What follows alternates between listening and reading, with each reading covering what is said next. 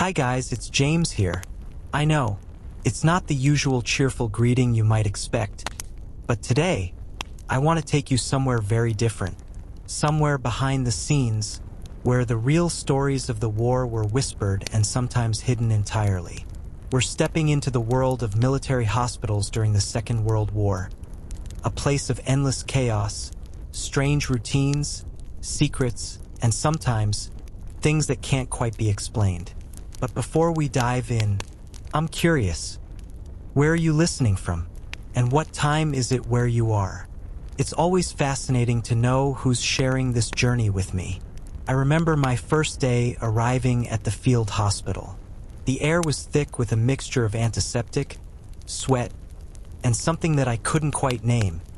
An aroma that seemed to carry both fear and hope at the same time. The hospital itself was a maze of tents and wooden barracks hastily thrown together. It was larger than I expected. A small, chaotic city on the outskirts of a forest, buzzing with activity from sunrise to long after sunset. Nurses hurried along corridors carrying trays of instruments, medics shouted instructions, and somewhere in the distance, a bell rang, signaling yet another emergency. As I stepped inside, I immediately noticed the strange dichotomy of the place. On one hand, there was a strict order. Beds neatly lined, medical charts meticulously stacked, and the rhythm of operations following a silent, almost mechanical routine. On the other hand, there was the unexpected. Whispers that darted through hallways, fleeting shadows of people who seemed to appear and disappear without explanation, and an unsettling feeling that the hospital itself had its own pulse, independent of the staff and patients. I was assigned to a small section near the surgical ward. The first patients I encountered were mostly young men, faces etched with pain and exhaustion, some too afraid to speak, others too groggy from morphine to respond at all. I quickly realized that the war's brutality wasn't limited to the front lines. It continued here, in these sterile corridors, in the quiet groans of those trying to heal.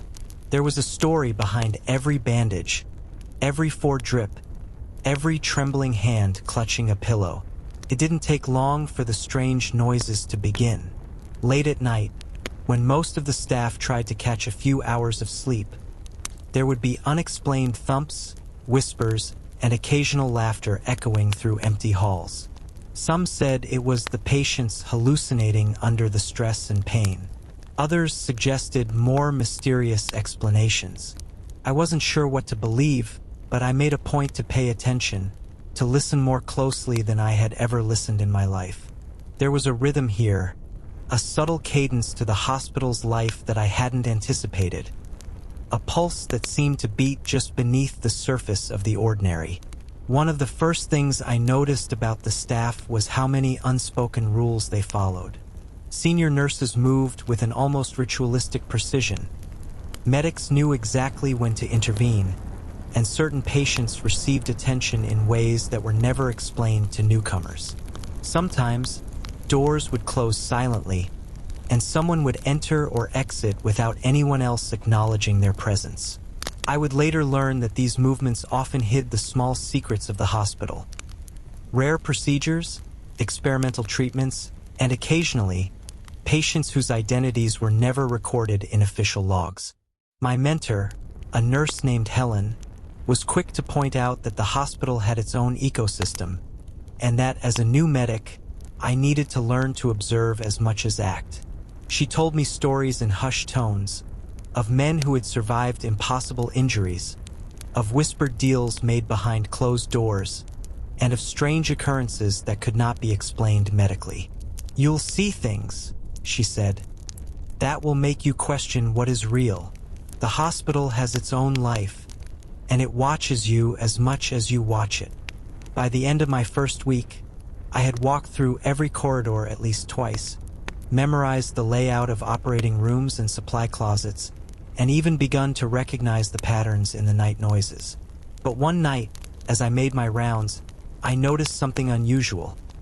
A small group of nurses huddled near a back door, speaking in whispers so low I could barely catch the words. They glanced around nervously, as if the walls themselves were listening. My curiosity got the better of me, but before I could approach, the group dispersed as quickly as they had appeared, leaving me alone with a sense of unease. The hospital, I realized, was more than a place of healing. It was a labyrinth of stories, secrets, and tensions. Every day brought a new layer. A patient whose injury was more than just physical. A medic whose past was whispered about but never confirmed. Or a rumor that made the hallways feel smaller and the nights longer. And in the midst of all this, I kept asking myself, what really happened here behind the closed doors? Who had the courage, or perhaps the desperation, to do what was necessary to save lives? And who crossed lines that were better left uncrossed? I knew from that moment that my time here would not only be a test of skill but a test of perception. The war was raging outside, but inside these walls, another battle was taking place. One of observation, of intuition, and of understanding that not all stories were written on paper, and not all lives could be recorded in charts. I had entered this world as a medic, but I quickly realized that I would leave it as something else entirely. A witness to the hidden pulse of a world few would ever see, where bravery, fear, and mystery intertwined in ways I was only beginning to comprehend. And even now, as I recount this to you, I can still hear the faint hum of the hospital at night, as if it remembers every whisper, every secret, and every choice made within its walls. It's a place where history isn't just written. It's lived, in the small, invisible ways that echo long after the war itself has ended. The days that followed my arrival settled into a rhythm, though settled might be too gentle a word for what life in the field hospital truly felt like. Each morning began with the same mechanical energy. The shrill whistle signaling wake-up, the hurried footsteps of nurses delivering trays of supplies, and the metallic clatter of surgical instruments being organized in preparation for what the day would demand. I watched as medics moved with precision, almost as if their bodies had memorized every task through repetition, while the patients slowly emerged from the fog of pain and exhaustion, each carrying their own story etched into scars and bruises. At first glance, the hospital seemed like a well-oiled machine, but as I paid closer attention, I began to notice the small irregularities, the whispers that stopped abruptly when someone approached, the glances exchanged over the heads of patients, and the subtle, almost imperceptible tension in the air. It wasn't just the physical injuries that weighed heavily here. There was a constant undercurrent of unspoken fear and anticipation, a sense that something larger was always happening just beyond sight. Even routine procedures carried an edge, as if every cut, stitch, and injection might carry consequences beyond the obvious medical outcomes. One day, while assisting with a bandage change, I overheard two medics talking in low tones about a patient who was not on the books. Curiosity sharpened. I leaned closer, only to catch fragments. Experimental treatment, top secret. Nobody's supposed to know. My heart raced, but I forced myself to stay calm and focus on my task. That's when I realized that the hospital had layers, surface routines that everyone saw, and hidden corridors of activity, rules, and procedures that existed in the shadows, understood only by a few who had been here long enough to navigate them. I began to notice patterns in behavior that initially seemed innocuous. Certain staff members always moved in pairs at night, often carrying covered trays of unknown contents. Some patients were taken to small, isolated rooms for reasons that were never explained. Rumors spread quietly. Whispered stories of soldiers who recovered from injuries impossibly fast, or others who disappeared from records entirely, as if the hospital had swallowed them into its secretive depths. These were not the types of stories meant for newcomers, and yet, in a place like this, curiosity was unavoidable, almost a necessity if one wanted to survive the constant tension. In the mornings, the surgical ward was a chaotic dance of precision and controlled panic. Blood, antiseptic, and the occasional scream mingled into a symphony of war's aftermath. I learned quickly to recognize the silent signs of stress. The slight tremor in a surgeon's hand, the way nurses would exchange quick nods to communicate without words, and the subtle hierarchy that dictated who could intervene and who could not. Every moment was observed, every action had weight. And beneath it all, the murmured conversations continued. Sometimes medical advice, sometimes warnings, and sometimes stories that were difficult to categorize, hovering somewhere between legend and reality. It was during one of these early days that I first encountered the unofficial patients. They were rarely admitted through the proper channels, often arriving late at night and leaving just as silently. I watched a young soldier being wheeled into a side ward, his face pale and lined with pain. No chart was prepared, no record kept.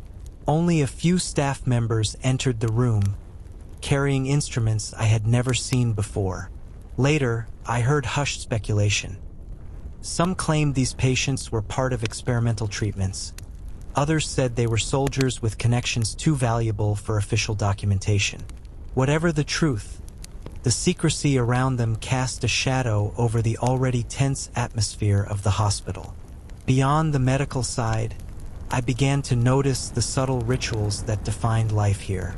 Nurses would check on patients in patterns that seemed illogical at first, only to realize later that every step, every pause, was designed to maintain order in a place that threatened to descend into chaos at any moment. Medics carried diaries and notes, not just for medical records, but to track movements, medications, and the inexplicable anomalies that surfaced daily. I learned that a single oversight could ripple into a disaster, not just for the patients, but for the staff and the hospital as a whole. Even the ordinary moments were laden with quiet intrigue. I would pass the supply room and catch glimpses of staff members hurriedly tucking away vials labeled with cryptic markings. In the mess hall, conversations about the front lines mingled with mentions of strange recoveries or sudden disappearances. It became increasingly clear that much of what was spoken in the hallways was a careful balance between truth, rumor, and deliberate concealment. One evening, as I walked the dimly lit corridor near the surgical wards, I noticed a small group of medics clustered around a bulletin board. Papers were pinned haphazardly, some official, others scribbled in hurried handwriting. I lingered, pretending to check a chart, and read snippets. Must monitor patient 27B. Unauthorized access. Follow protocol strictly. The tone was urgent, almost conspiratorial, and the words themselves hinted at events I could not yet understand. The hospital was a living entity, with its own memory, rules, and secrets, and I was slowly beginning to see how easily an outsider could misstep. And yet, amid all this tension, there was an unexpected rhythm to daily life. Between emergencies, there were moments of quiet observation. A nurse humming softly while changing a dressing, a medic pausing to offer words of comfort, a patient managing a weak smile despite pain. These small flashes of humanity reminded me that the hospital was not merely a place of procedures and secrecy. It was a world where resilience, courage, and adaptation intertwined with fear and uncertainty. By the end of that week, I had walked every hallway multiple times, memorized the locations of key rooms, and begun to map the hidden currents of the hospital's operations in my mind. I could sense the tension that existed between staff, the unspoken rivalries, and the delicate balance that kept everything from collapsing under the weight of constant emergencies. The hospital was not just a building. It was a network of stories, decisions, and unseen interactions, each layer as complex and intricate as the injuries it sought to treat. It was during one particularly long afternoon, while the sun was slipping behind the distant tree-line and casting elongated shadows across the hospital grounds, that I first became aware of the true depth of secrecy here. I had been asked to assist in a surgical ward I had never been assigned to before. The instructions were terse. Observe, take notes, do not interfere unless told. At first, I assumed it was just a standard precaution. After all, there were rules in place to ensure safety and efficiency. But as I followed the nurse down a narrow, nearly hidden corridor, I began to sense that this was not standard procedure. The room we entered was small, lit by a single overhead lamp, and smelled faintly of alcohol, iodine, and something metallic I could not identify. Several patients lay on narrow tables, partially covered with white sheets, and a group of medics and doctors moved with a quiet urgency, performing tasks that seemed to defy conventional medical logic. Instruments I had never seen before gleamed under the harsh light, some with shapes so peculiar I could not imagine their purpose. My mentor, Helen, stood close by, whispering instructions to me that I barely understood. "Watch carefully, James. This is beyond what most are allowed to see." It quickly became clear that these were not ordinary surgeries. The patients, many of them soldiers who had already endured unimaginable trauma, were undergoing experimental treatments designed to test the limits of recovery, endurance, and even pain. Some procedures involved new methods of stitching. Others involved chemicals whose effects were not fully documented. I watched, heart pounding, as a medic carefully injected a solution into a patient's arm, while another monitored his vitals with an intensity that bordered on obsession. The air was thick with anticipation, fear, and an almost imperceptible tension, as though everyone in the room knew they were straddling a line that might be too dangerous to cross. Over the next few days, I was slowly introduced to the deeper currents of these secret procedures. Some experiments were medical in nature, attempting to accelerate healing or prevent infection in ways traditional medicine could not manage at the time.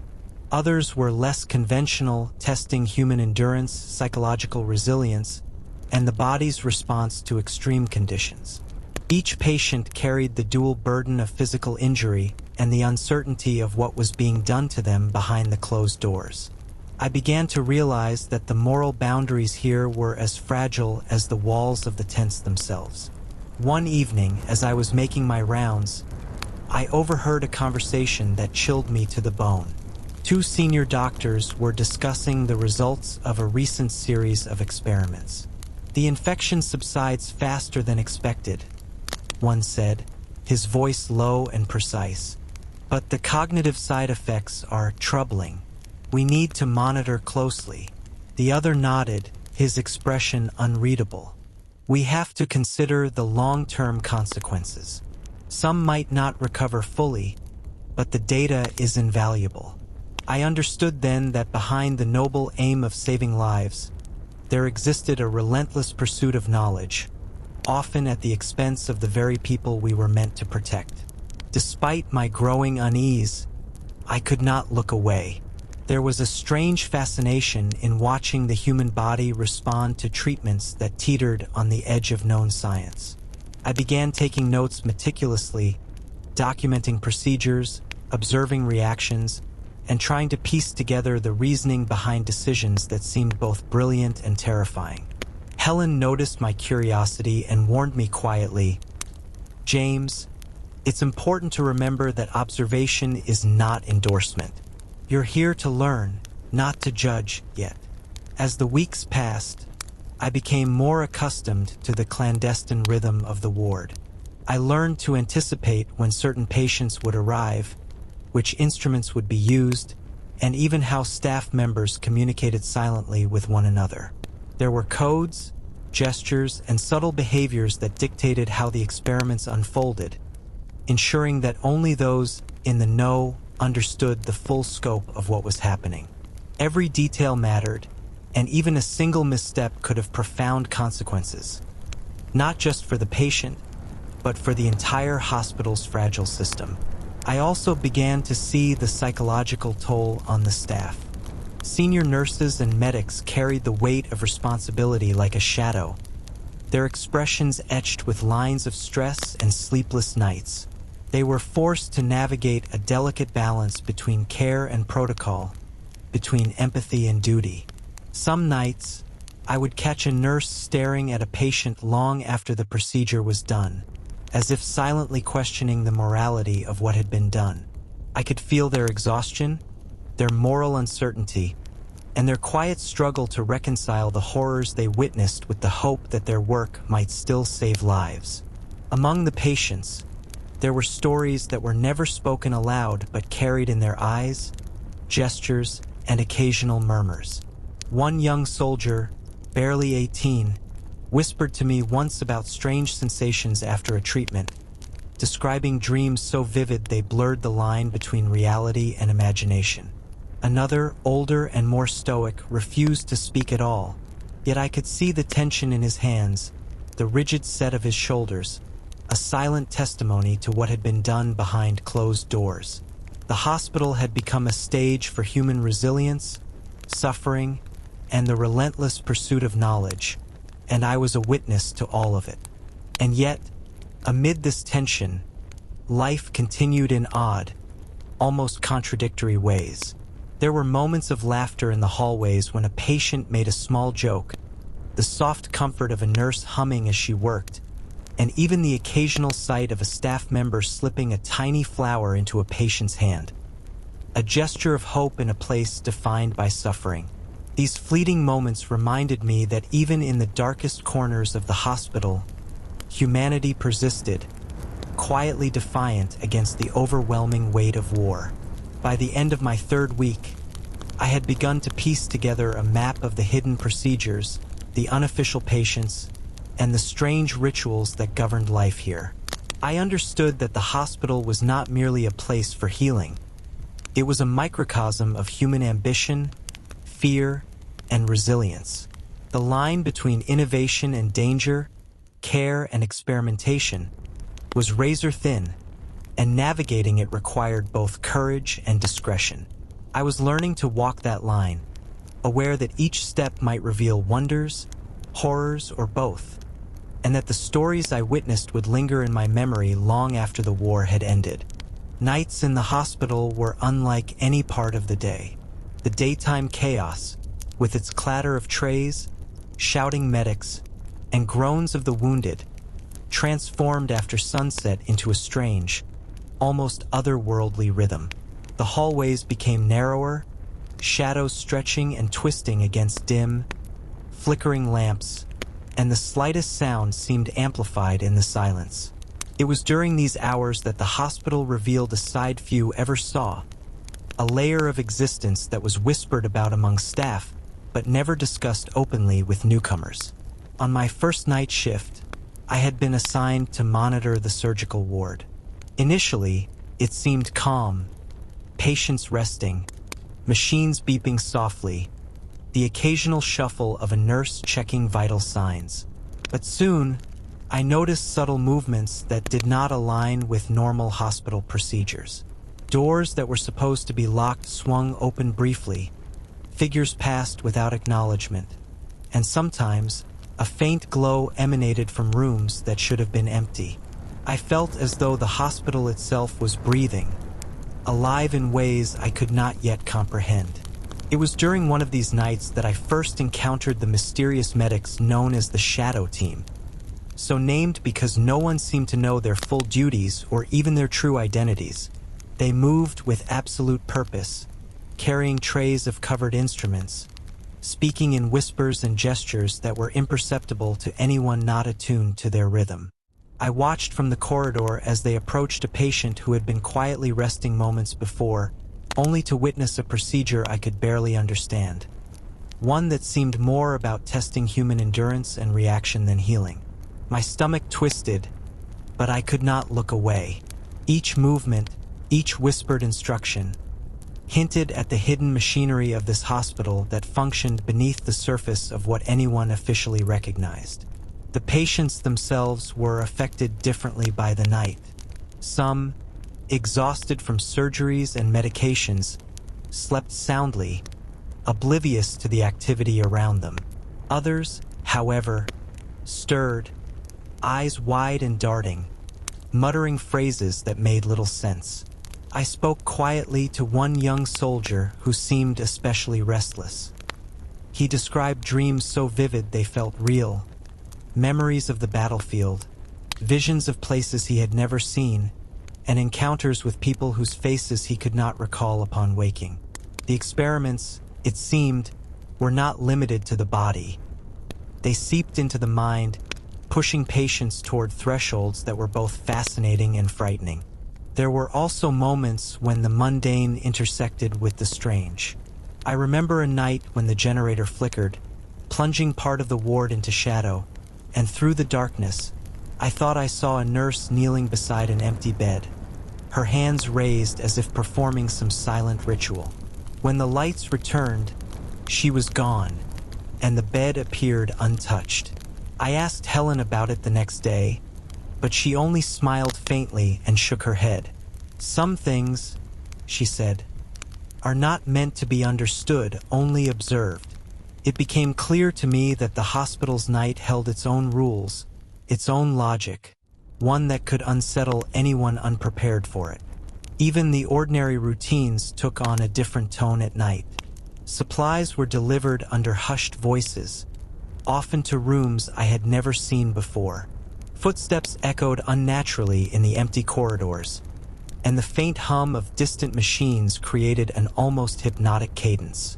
Occasionally, I would catch snippets of conversation, fragments about patients who were sensitive, references to treatments that had unpredictable results, and mentions of officers who insisted on secrecy.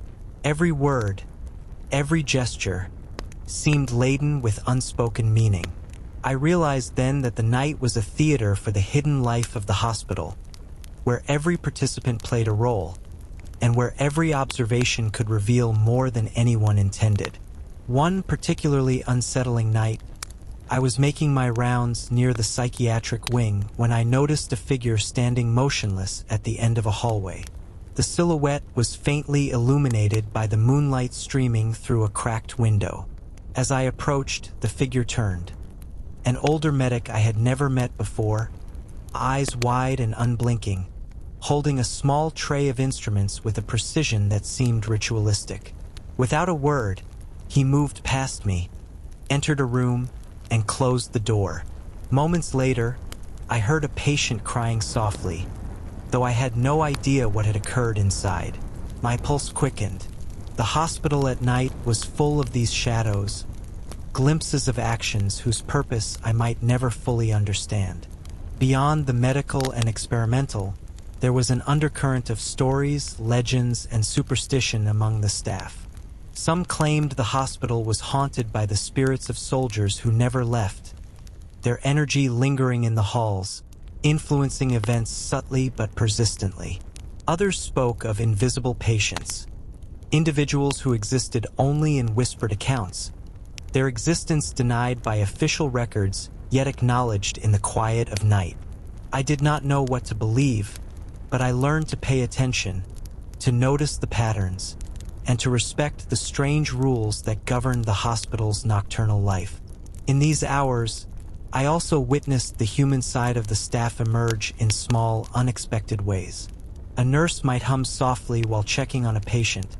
A medic might leave a small token, a handkerchief, a flower, a comforting note, beside a bed, and in these tiny acts, I saw hope persisting amid despair.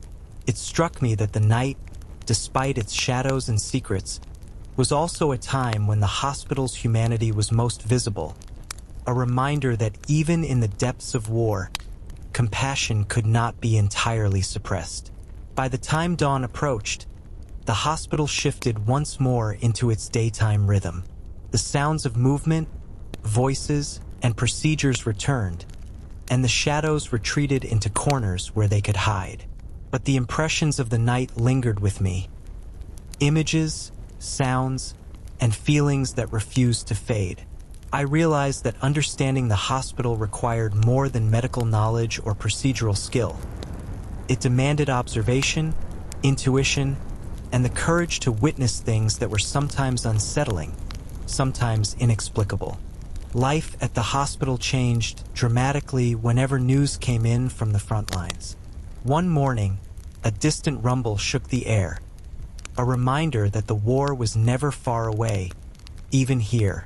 Messages arrived, often in the form of curt notes from military command, announcing incoming casualties or urgent evacuations. The hospital transformed almost instantly from a place of controlled routine to a whirlwind of activity, as if the walls themselves could sense the urgency. Nurses and medics snapped into action. Beds were shifted, supplies redistributed, and the air thickened with anticipation and unspoken anxiety.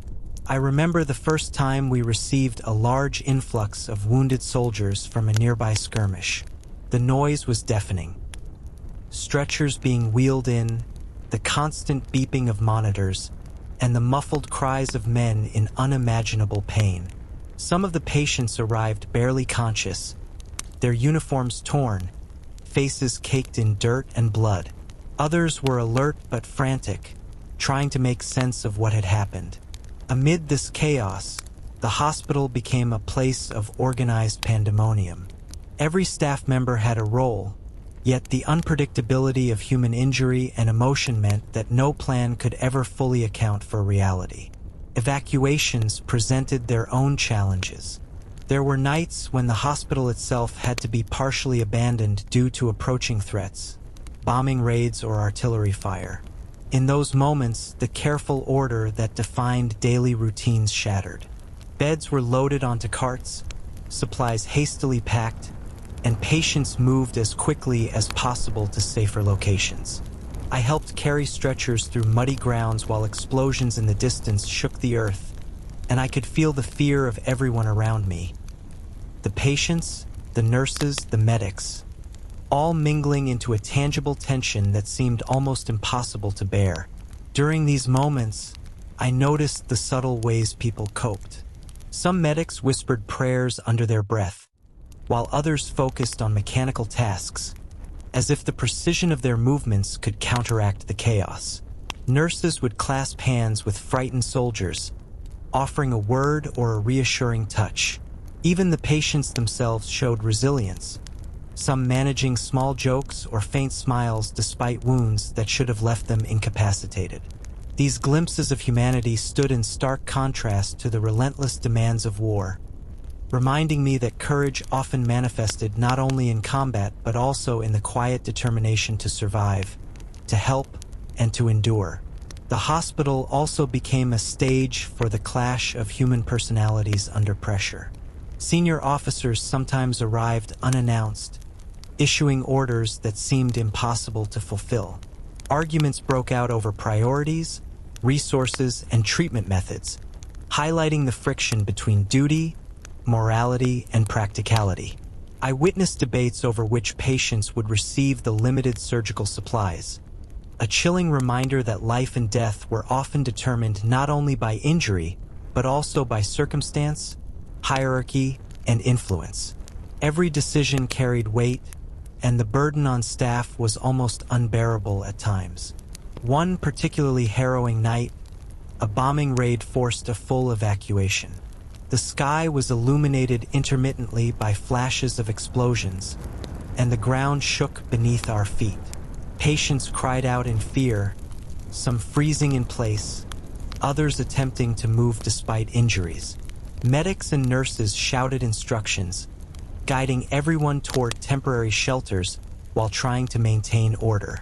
I remember gripping a stretcher with both hands, sweat and rain mixing on my face, and feeling a surge of helplessness mixed with determination. That night, I understood in a visceral way that the hospital was not just a building. It was a living entity, struggling to adapt to forces far beyond its control. Amid this chaos, I also saw the ingenuity that war demanded. Makeshift operating rooms were set up in cellars or tents with minimal light. Supplies were rationed carefully, sometimes improvised with what was available. Staff members shared knowledge and techniques in rapid succession, teaching each other on the fly, while still maintaining a level of professionalism that astonished me. Every small act of competence, every clever improvisation, became a lifeline for those in our care. It was a testament to human adaptability, resourcefulness, and sheer willpower under extreme circumstances. Yet the field hospital also revealed the fragility of life in stark relief. Despite our best efforts, some patients did not survive. I saw young men, barely adults, succumb to wounds that might have been treatable under different circumstances. I observed nurses holding hands with dying soldiers, whispering reassurances even when they knew there was little left to do. The weight of these losses was heavy, pressing down on everyone present, a constant reminder that in war, even the most skilled hands could not guarantee survival. Through all of this, I began to understand the subtle interplay between trauma, courage, and secrecy. The hospital held stories that were never recorded in official reports. Acts of heroism, mistakes quietly corrected, treatments performed in the shadows, and moments of sheer human endurance. Each day, I felt myself becoming part of this hidden tapestry, learning to read the signs of tension, fear, and resilience, and to navigate the delicate balance between action and observation. By the end of that week, I realized that life in the hospital was defined not by routine alone, but by its constant negotiation with chaos. Whether under the strain of incoming casualties, the threat of enemy attacks, or the unrelenting pressure of moral and ethical choices, the hospital demanded vigilance, courage, and compassion. I had arrived expecting to witness medical procedures and learn techniques, but I quickly understood that I was witnessing something far larger: the human capacity to adapt, survive, and maintain dignity in the midst of incomprehensible circumstances. And yet, amid all this turmoil, the hospital continued to reveal its hidden currents.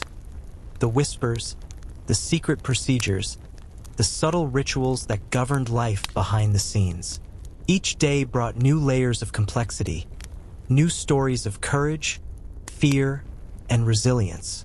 And as I prepared for another week, I knew that the field hospital would continue to challenge, teach, and haunt me in ways I could not yet fully understand. By the time I had spent a month in the hospital, I began to understand that its true life existed not only in procedures, medications, and emergencies, but also in the stories that circulated quietly among the staff. These were the whispers that floated through the hallways in the early hours of the morning, told in half voices and punctuated by cautious glances. Some stories were meant to entertain, others to warn, and a few were unsettling in ways I could not fully explain. One evening, I was walking past the nurses' lounge when I overheard a group of nurses discussing what they referred to as the vanishing patients. They spoke in hushed tones, leaning close together, as though the walls themselves might listen. According to the tales, certain soldiers would be brought in under the cover of night, treated in ways that were never fully documented, and then disappear from all records.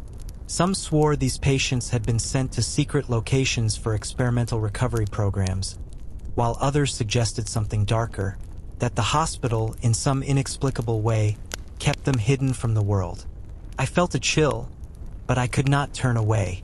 Even the possibility of truth made the hospital feel larger, more labyrinthine, and infinitely more mysterious.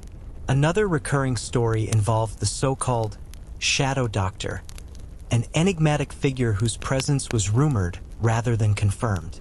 Staff claimed that at odd hours, a doctor would appear, carrying instruments and medicines that seemed otherworldly, moving silently through wards, attending to patients who were not officially admitted. Some said he was a genius, others whispered that he was dangerous. No one had ever seen him arrive or leave, and yet evidence of his work always appeared. Patients showing unexpected improvements, strange notes on charts, or instruments cleaned and arranged in ways that defied standard procedure. I began to notice these subtle changes myself, though I could never see the doctor directly. The hospital also held legends tied to its location.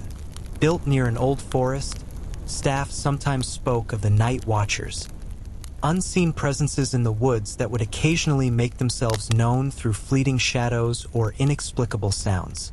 Soldiers and nurses alike described hearing whispers carried in the wind, or glimpsing figures among the trees who vanished when approached. At first, I thought it was the imagination playing tricks on stressed and sleep-deprived minds, but over time, I found myself pausing when walking near the forest edge, sensing a subtle watchfulness that I could not explain. Rumors extended even to the hospital's architecture. Certain rooms, it was said, were cursed or haunted by the memory of intense suffering. Staff reported that at night, lights would flicker in these rooms, temperature would drop inexplicably, and sometimes the faint smell of burning or worse, decay, would permeate the air. I learned to avoid staring too long at these spaces, though my curiosity often got the better of me. Once, when passing a supposedly haunted wing, I thought I heard footsteps that did not match any living person's movement, accompanied by a low, almost mournful hum. I froze, convinced I was imagining things, yet the sound persisted for long enough that I had to retreat quietly, my pulse racing. One night, I found myself in the surgical ward long after everyone else had left. The room was quiet except for the soft hum of machines, but then I noticed a faint light flickering in a corner, where no equipment should have been. Curious and cautious, I approached, and for a moment, I thought I saw a figure moving just beyond my vision. I blinked, and it was gone. I told myself it was exhaustion, or perhaps a trick of the shadows. Yet the feeling of being observed lingered for hours. That was when I began to realize that the hospital's mysteries were not simply stories or rumors. They had a presence, subtle but undeniable, woven into the very fabric of the place. Even mundane objects seemed to carry secrets.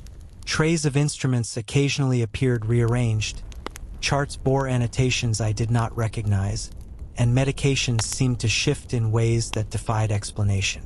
I learned to track patterns, to notice the irregularities, and to respect the quiet warnings embedded in the environment. It became clear that the hospital had its own memory, its own logic, and that those who did not pay attention could easily become lost in its rhythms, or worse, make mistakes that carried consequences beyond understanding. I also began to notice how legends affected the staff's behavior. Some nurses were particularly cautious at night, refusing to enter certain wings alone. Medics whispered advice about avoiding specific corridors or rooms, citing unexplained occurrences as warnings. Even seasoned doctors, who should have been immune to superstition, seemed to adjust their routines subtly, nodding or hesitating in ways that indicated respect, or perhaps fear, for forces that could not be named. I realized that these stories were more than entertainment. They were a kind of navigation, a map for understanding the hidden currents of the hospital. The patients, too, became part of the legend. Some swore they saw fleeting faces at the foot of their beds, or felt a presence in the room that could not be traced. Others described dreams so vivid and strange that they seemed to bleed into reality, influencing actions and perceptions. I began to record these accounts, noting patterns, times, and locations, and slowly I started to see connections. Certain rooms, certain beds, certain times of night, all seemed to correlate with experiences that defied conventional explanation. The hospital was a nexus of stories, both lived and imagined, and I found myself caught between skepticism and fascination. Even outside the hospital, by now, I had grown accustomed to the hospital's rhythms, both visible and hidden. Yet the nights continued to reveal surprises that unsettled and fascinated me in equal measure. One evening, as I walked through a corridor lined with patient rooms, I noticed an unusual silence. The faint beeping of monitors was present, but the ordinary shuffling of nurses and medics was conspicuously absent. Something felt different. My instincts sharpened, a quiet tension winding through my nerves, compelling me to pay attention. In one of the side wards, I saw a patient, an older soldier with a deep scar running across his cheek, standing by the window, speaking softly to someone I could not see. At first, I assumed he was hallucinating from pain or medication. But then I noticed subtle movements in the shadows, figures that seemed to exist just beyond the edge of perception, retreating when observed directly. The soldier continued to converse, his voice calm, almost measured, as if speaking to an old friend who had been absent for years. I paused, uncertain whether to approach or remain hidden, feeling the weight of the hospital's mysteries pressing around me. Over the next few nights, I began noticing patterns in these strange interactions. Patients who had once been quiet or withdrawn suddenly displayed behaviors that were difficult to explain. Gestures toward empty corners, whispered responses to invisible prompts, even brief smiles or nods directed at no one. Some staff members appeared aware of these interactions, exchanging glances or nods that suggested they, too, recognized the unseen participants. It was as though the hospital had a second layer of life, existing parallel to the one visible to the untrained eye, a network of interactions both human and otherwise. One night, a nurse named Clara invited me to witness a procedure that she said was unofficial, but important. I followed her to a small ward where a patient lay unconscious, connected to a variety of machines that monitored every heartbeat, breath, and twitch. Clara explained in hushed tones that they were attempting to stabilize cognitive responses after an experimental treatment. As I watched, the patient's body shifted subtly, almost imperceptibly, and then his eyes opened.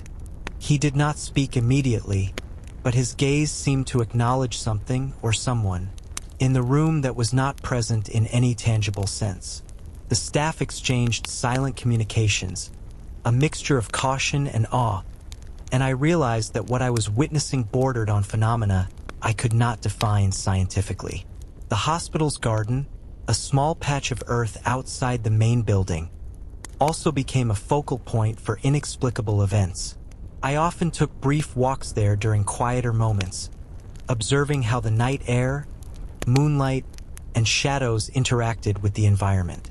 On several occasions, I witnessed patients moving toward the garden at odd hours, drawn as if by an unseen force, engaging in hushed conversations with empty spaces, or pausing to observe something beyond comprehension.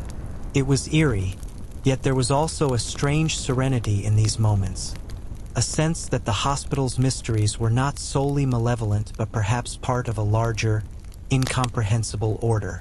Interactions between patients and staff grew increasingly nuanced.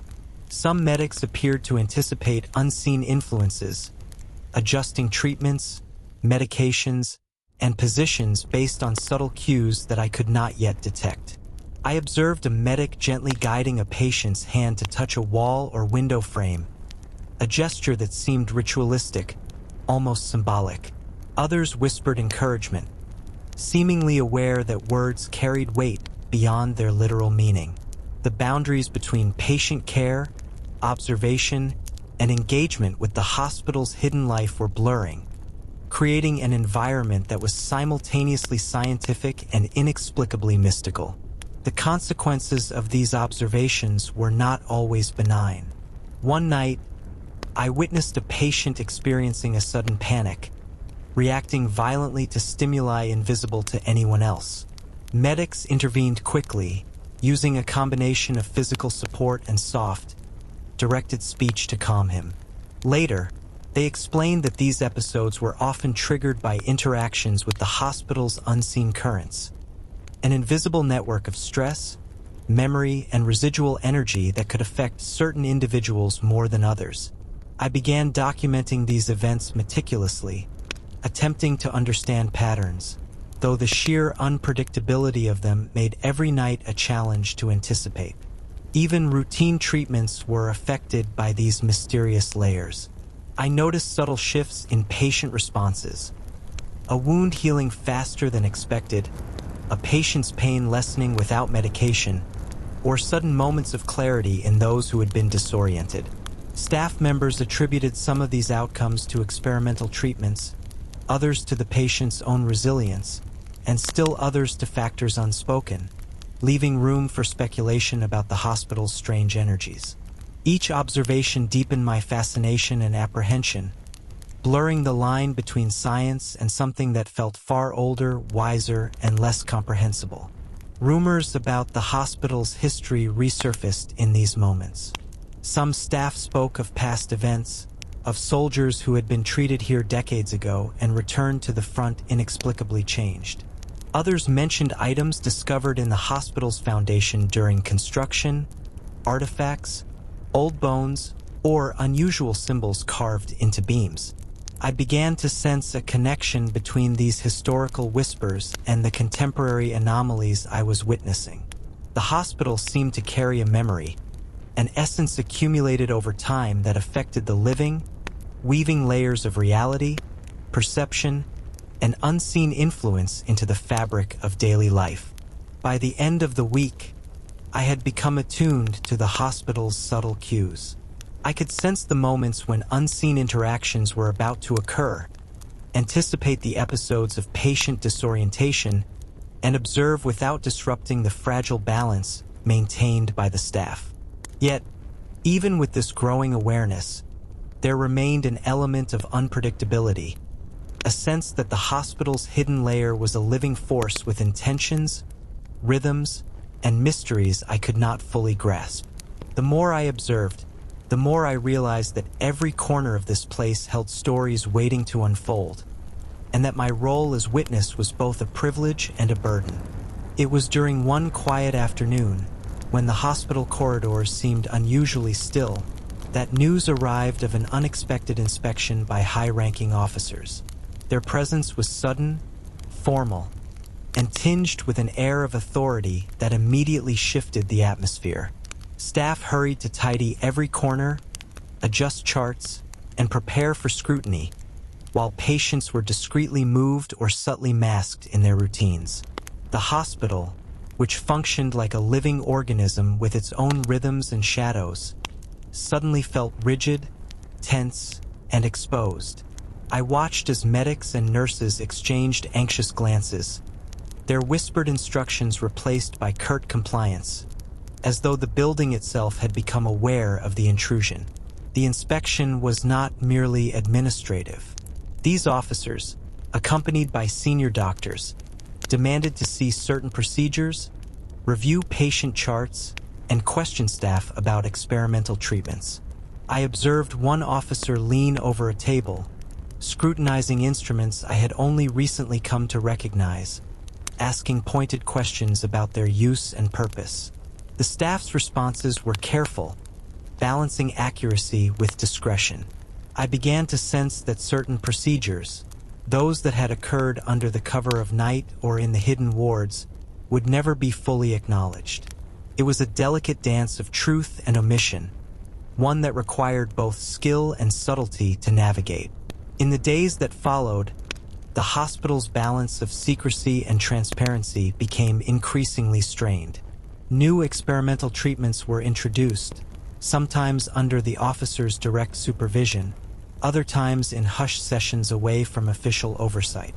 I was instructed to observe these new procedures, which involved advanced methods of wound healing, nerve stimulation, and psychological response testing. Each experiment pushed the boundaries of both science and ethics, and I began to recognize the growing tension between the hospital's official mandate to care for patients and its unofficial pursuit of knowledge and innovation. Staff interactions shifted noticeably. Some nurses and medics grew cautious, almost secretive, while others appeared emboldened by the presence of the officers, eager to demonstrate competence or justify previous actions. I noticed subtle conflicts, disagreements over how to prioritize patients, debates about the ethics of certain experimental methods, and quiet resentments toward those who operated in the shadows. These tensions were not always visible to the casual observer, but for someone attuned to the hospital's hidden currents, they were as tangible as the hum of machines or the smell of antiseptic in the air. One evening, I was assigned to assist in a procedure involving a soldier with severe trauma to his limbs and cognitive disorientation. The operation itself was complex, requiring precision, calm, and improvisation. As I worked alongside the lead surgeon, I noticed that several instruments had been modified, their designs unorthodox and intended for purposes that were not fully explained. The staff moved with a synchronized intensity, exchanging glances and subtle gestures, navigating the tension between official oversight and the secretive methods that had been developed over months of observation. I realized that the hospital functioned not only as a place of care but as a theater of trust, skill, and silent negotiation. The officers' visits also brought an unexpected level of scrutiny to the hospital's records. Charts were cross-checked, medications tracked, and treatment logs examined with meticulous attention. Some staff members seemed unnerved by this attention, while others adapted seamlessly, demonstrating the intricate knowledge they had accumulated of both procedures and the hospital's hidden rules. I observed how the balance between transparency and secrecy shaped behavior. Minor omissions or strategic ambiguities became essential for maintaining the hospital's operational integrity, while excessive disclosure risked revealing experiments that were considered too sensitive or morally ambiguous. Even the patients seemed affected by this heightened presence. Some appeared more anxious, their reactions subtly altered by the officers' inspections and the staff's tense energy. Others, however, responded with resilience, displaying an uncanny ability to adapt, to find calm amid the shifting currents of attention, and to engage with treatments or instructions in ways that suggested an awareness beyond their visible state. It was a testament to the human capacity for adaptation, both for those who administered care and for those who received it, and it revealed layers of behavior that I had not previously observed. In the evenings, after the officers departed, the hospital slowly returned to its hidden rhythm. The tension dissipated, leaving behind traces of unease, whispered comments, and subtle reassessments of ongoing procedures. Staff resumed their nocturnal routines, patients interacted with unseen currents, and the hospital itself seemed to exhale, settling once more into its enigmatic pulse.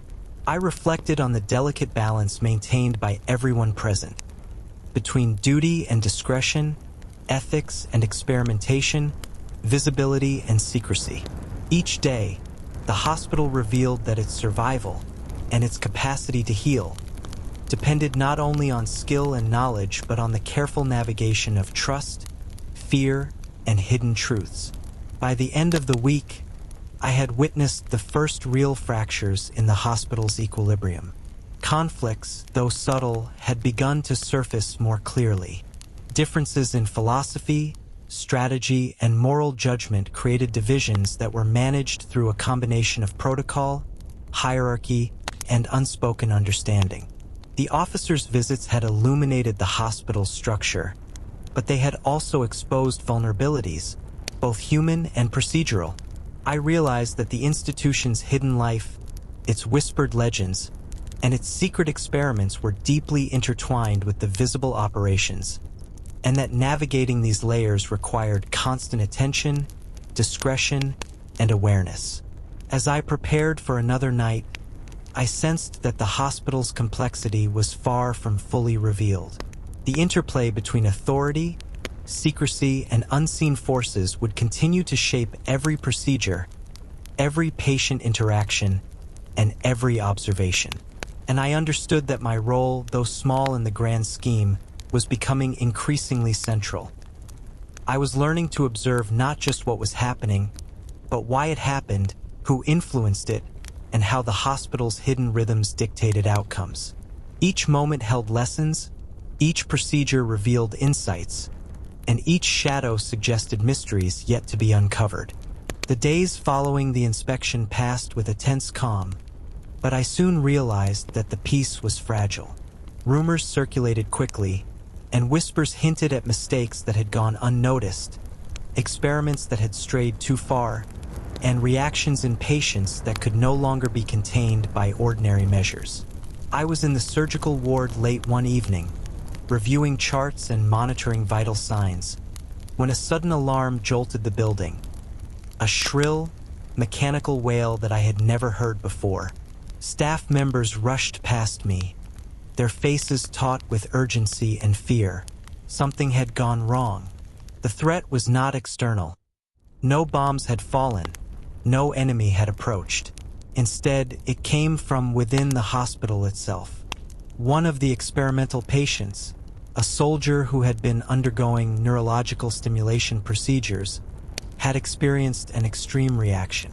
Machines beeped frantically, monitors displayed erratic readings, and the patient convulsed with sudden, violent energy. Medics and nurses scrambled, employing a combination of emergency protocols and improvisation, but the situation quickly became unpredictable. I realized that the hospital, in its attempts to push boundaries, had awakened forces that could not be fully controlled. In the chaos, I witnessed both courage and tension like never before. Staff moved with precision, yet uncertainty lingered in every decision.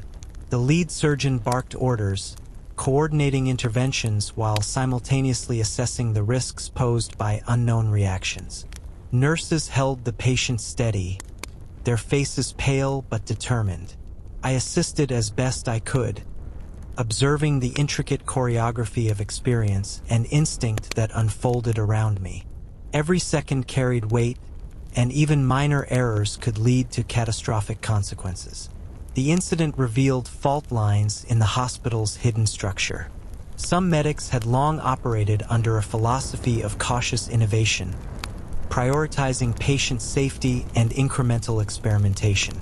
Others had pursued aggressive methods, driven by curiosity, ambition, or orders from higher command. Now, in the midst of this uncontrolled reaction, these differing approaches collided. Arguments erupted over technique, over whether to follow protocol or improvise, over ethical considerations that had long been whispered about but never openly debated. I realized that the hospital's equilibrium was fragile, maintained by a delicate balance of trust, secrecy, and shared understanding. Yet that balance was now shifting dangerously. As the patient's condition stabilized, though not entirely, I noted subtle consequences that extended beyond immediate medical concerns. Machines malfunctioned intermittently, charts contained anomalies that could not be explained, and other patients seemed unsettled, their own behaviors reflecting the tension and energy released in the ward. Even the hospital's architecture seemed to respond. Doors jammed briefly, lights flickered erratically, and shadows moved in ways that defied logic. It was as if the incident had disturbed not only human routines, but also the hidden currents and rhythms that I had come to sense throughout my nights. In the aftermath, staff gathered in small groups, exchanging observations and theories. Some suggested that the neurological experiments had triggered latent conditions, others that residual energy from prior treatments or unseen hospital phenomena had amplified the effect. I listened carefully, recording everything in my notes, attempting to find patterns, seeking understanding in the midst of uncertainty. I began to see connections between previous legends, the vanishing patients, the shadow doctor, the strange behaviors at night, and the reality of unpredictable reactions. The hospital's mysteries were not only theoretical, they had tangible consequences. The event also heightened tensions between different levels of authority. Senior officers demanded explanations, insisting on reports and justifications for every action. Meanwhile, hidden teams, those who had long operated in secrecy, conducting unofficial experiments, worked quietly to ensure their methods remained undiscovered. Staff members navigated this duality, balancing compliance with authority against loyalty to clandestine procedures that had proven effective, if risky. I realized that understanding the hospital required more than medical knowledge. It demanded insight into human psychology, power dynamics, and the ways secrecy shapes behavior under pressure. Even the patients, some of whom had not been directly involved in the incident, were affected. Sleep patterns were disrupted, anxiety levels increased, and small conflicts arose among individuals who had previously been calm. Staff responded with care and observation, sometimes employing experimental methods to mitigate stress or stabilize mental states. I noted that while the hospital's visible operations focused on healing, its hidden currents, legends, secrets, and subtle energies had a profound influence on both staff and patients alike. The boundary between science and the inexplicable continued to blur. Amid these events, I also encountered moments of human resilience. Medics reassured one another, patients offered support to fellow soldiers, and small acts of compassion. Holding a hand, a whispered word, a calm gesture, served as anchors amidst the chaos. These moments, fleeting yet profound, reminded me that the hospital's hidden life was not solely defined by danger or mystery. Courage, empathy, and adaptation were equally potent forces, weaving through the shadows and shaping outcomes in ways that formal procedures could never fully capture. By the end of the week, the hospital had regained a semblance of order, but the consequences of the incident lingered.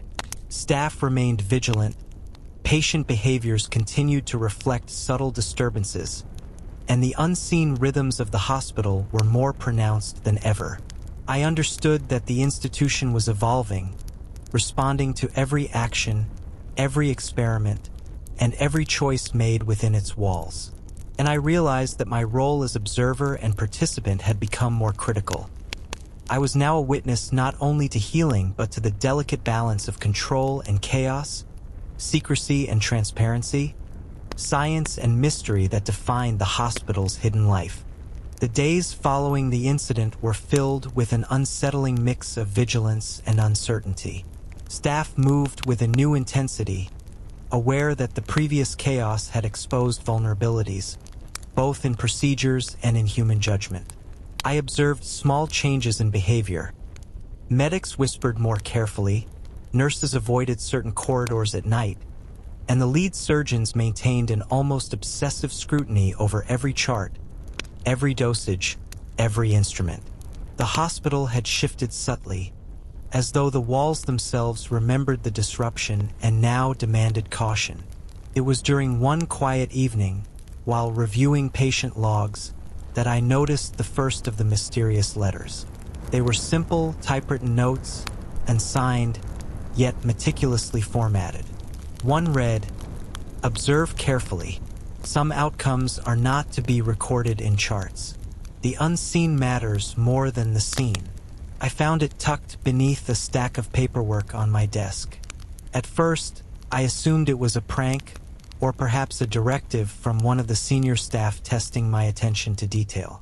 But as more letters appeared over the following nights, each with cryptic instructions, warnings, and observations, it became clear that someone or something was guiding certain actions within the hospital, silently influencing procedures and patient care. The content of the letters was unsettlingly precise. They described potential interactions among patients that had not yet occurred, highlighted instruments to be used with particular caution, and referenced rooms and wards that had been previously overlooked. Some instructions were practical, others almost ritualistic, suggesting movements, gestures, or sequences that seemed to hold significance beyond immediate medical utility. The combination of exacting detail and vague mystery left me both fascinated and uneasy. Whoever or whatever was sending these notes possessed an intimate understanding of the hospital's inner workings, yet remained entirely hidden. Simultaneously, the tension among staff intensified. Differences in philosophy between those who adhered strictly to official protocols and those who participated in clandestine experiments became more pronounced. Arguments erupted in hushed corners, and alliances subtly formed. Some staff members appeared to follow the letter's guidance instinctively, while others seemed unaware or skeptical, creating a layered network of obedience, suspicion, and intrigue. I realized that the hospital was no longer merely a place of treatment. It was a theater of subtle power struggles, clandestine knowledge, and ethical ambiguity. Patients, too, reflected the hospital's changing dynamics.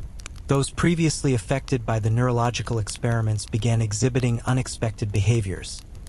Moments of acute perception, reactions to stimuli that had previously gone unnoticed, and interactions with other patients or staff that seemed synchronized in ways I could not fully comprehend.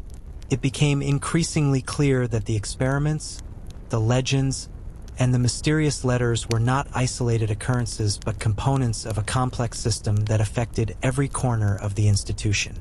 The boundaries between observation, intervention, and hidden influence were dissolving. One night, I was called to assist with a patient exhibiting severe disorientation. As I entered the ward, I noticed a nurse discreetly placing a note beneath the patient's chart. I retrieved it and found instructions that suggested a sequence of movements, observations, and verbal cues I had never been trained to follow. I hesitated, aware that ignoring the note could have consequences, yet acting without understanding felt equally perilous. As I proceeded according to the instructions, the patient's condition stabilized in a way that seemed improbable. I began to comprehend that these letters were not arbitrary. They were part of a system, a hidden guidance that extended beyond the ordinary medical framework. Meanwhile, subtle environmental changes accompanied these events. Equipment occasionally malfunctioned without explanation. Lights flickered in precise patterns, and shadows moved with a disconcerting intelligence. The hospital seemed alive, responsive to both the actions of its staff and the influence of the unseen instructions. I began noting correlations between the letter's content and the hospital's anomalies, attempting to understand whether the phenomenon was the result of human planning, some latent energy, or a combination of both. The lines between science, superstition, and manipulation blurred. I also witnessed how these unseen instructions affected interpersonal dynamics. Staff who had previously been cautious or secretive suddenly acted with precision and confidence, following sequences that seemed to be dictated by knowledge beyond their conscious awareness. Others reacted with confusion or resistance, creating friction that subtly shifted hierarchies and alliances. The hospital had become a delicate ecosystem of observation, compliance, skepticism, and hidden guidance, where every decision rippled outward, affecting outcomes in ways that were difficult to predict. By the end of the week, it became clear that the mysterious letters were only the beginning. They revealed a layer of influence that was as pervasive as it was hidden, intertwining with the hospital's operations, legends, and experimental work. I realized that my role had expanded. I was no longer merely a witness to procedures and anomalies. I had become part of a network of observation, subtly guided by unseen forces, and acutely aware that every choice, every action, and every interaction carried significance far beyond what I had previously imagined. As I prepared for another night of observation, the hospital's atmosphere felt charged with anticipation.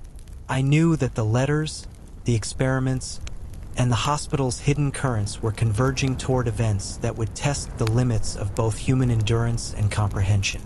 And I sensed with growing certainty that the days ahead would reveal truths that were extraordinary, unsettling, and irrevocably transformative. For the staff, the patients, and for me. The letters had become a constant presence in my life, appearing with an almost deliberate timing, guiding my actions and observations like a shadowy mentor I could neither identify nor question. One night, I followed a note that instructed me to check a section of the hospital rarely accessed by ordinary staff. The corridor was narrow, poorly lit, and smelled faintly of disinfectant mixed with dust and decay. At the end, a door I had seen countless times but never entered loomed quietly, unassuming yet insistent.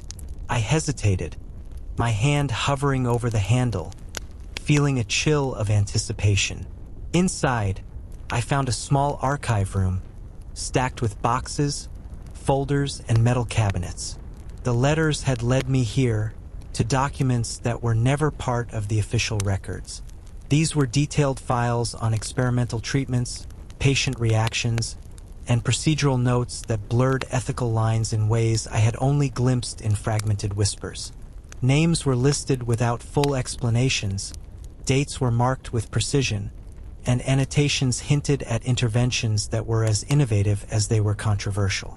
I realized that the hospital harbored a hidden history, a repository of knowledge that existed alongside its public operations, shaping its invisible currents for decades.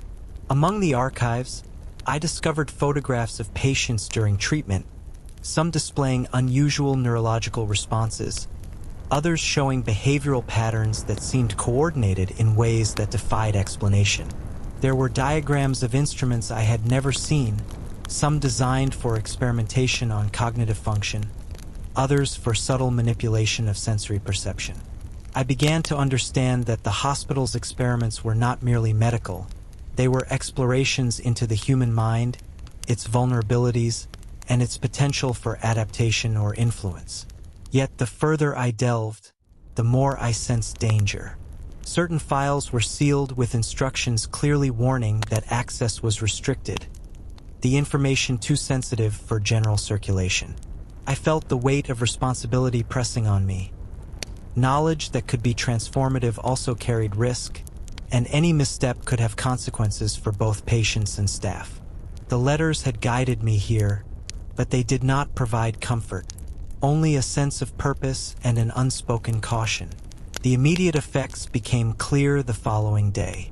One of the patients I had observed closely during the previous week began exhibiting sudden aggression, lashing out at medics and other patients alike. His reactions seemed unpredictable, yet in retrospect, I noted that they aligned with patterns described in the secret archives. It was as if the hospital's hidden knowledge had predicted this outcome, and now the consequences were unfolding in real time. Staff worked to contain the situation, balancing restraint with care, aware that overreaction could escalate the threat. Simultaneously, tensions among personnel intensified. Some staff had knowledge of the archives and understood the potential risks, while others remained unaware. Conflicts emerged over access, methodology, and responsibility. The balance between secrecy and transparency became increasingly fragile, with arguments whispered behind closed doors and alliances formed around shared understanding of hidden truths. The hospital's hidden life, its unseen currents, and its ethical boundaries were in constant negotiation, and the stakes were now tangible and immediate. The letters continued to guide me, pointing toward patterns and sequences I had yet to recognize fully. Some notes warned of imminent risk, others suggested interventions designed to stabilize patients or prevent further incidents. Following these instructions, I realized, was both a survival strategy and a means of maintaining the hospital's hidden equilibrium. The instructions were precise, yet enigmatic, requiring careful observation, timing, and discretion. Every action became a delicate balance between control and chaos, knowledge and uncertainty. By the end of the week, I had compiled a mental map of the hospital's hidden operations. The archives revealed experiments, observations, and interventions that spanned years, sometimes decades. The patterns were intricate. Patients were monitored not only for physical recovery, but for cognitive and behavioral responses to stimuli, both visible and unseen. Staff interactions, environmental conditions, and even minor procedural deviations influenced outcomes in ways that were meticulously documented yet deliberately obscured from official oversight. I began to see the hospital as a living system, governed by protocols, instinct, and invisible forces, where each choice reverberated through layers of both science and mystery.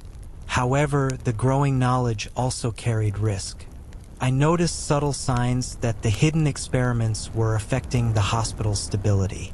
Equipment failures coincided with periods of high stress, patient behavior became increasingly unpredictable, and staff disagreements threatened to disrupt the delicate balance maintained for so long. The hospital, I realized, was a pressure cooker of secrets, science, and human frailty. The letters had illuminated hidden truths, but they also hinted at consequences that could not be fully controlled, and at threats, both ethical and physical, that loomed over every corner of the institution. As I prepared for another night of observation, I understood that my journey into the hospital's hidden depths had only begun. The archives had revealed patterns, risks, and knowledge, but the full consequences of the experiments and the unseen guidance of the letters were still unfolding.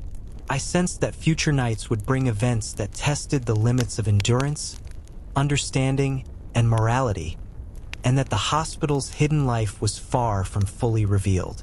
Every shadow, every whisper, every note now carried weight, and I had become deeply entangled in the complex, mysterious, and dangerous rhythm of this extraordinary place. The hospital, once a place of controlled chaos, had begun to reveal cracks that were far more dangerous than I had anticipated. It started subtly, with patients waking in confusion, disoriented beyond ordinary comprehension.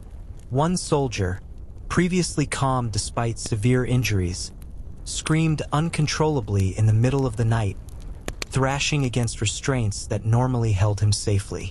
Medics rushed to contain him, but even as they acted, I noticed patterns in his behavior, movements that suggested he was responding to stimuli invisible to everyone else. It was as if the hospital itself had decided to assert influence in unpredictable ways, and I realized that the hidden experiments and unseen instructions were no longer theoretical. They were manifesting in real and potentially lethal outcomes. The staff felt it immediately.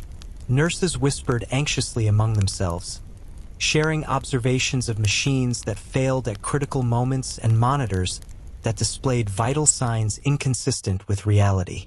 Even seasoned doctors, normally unshakable, seemed tense, hesitant, and unsure. Something beyond our understanding was at work. It was no longer just about secrecy or experimental outcomes. This was about immediate safety. A sense of pervasive danger filled the air, one that could not be quantified with charts or procedural checklists. One night, I was called to assist with a patient exhibiting violent neurological reactions. The moment I entered the ward, the temperature seemed to shift, dropping suddenly despite the heating system running. Shadows elongated unnaturally across the walls, and the hum of electrical equipment grew erratic.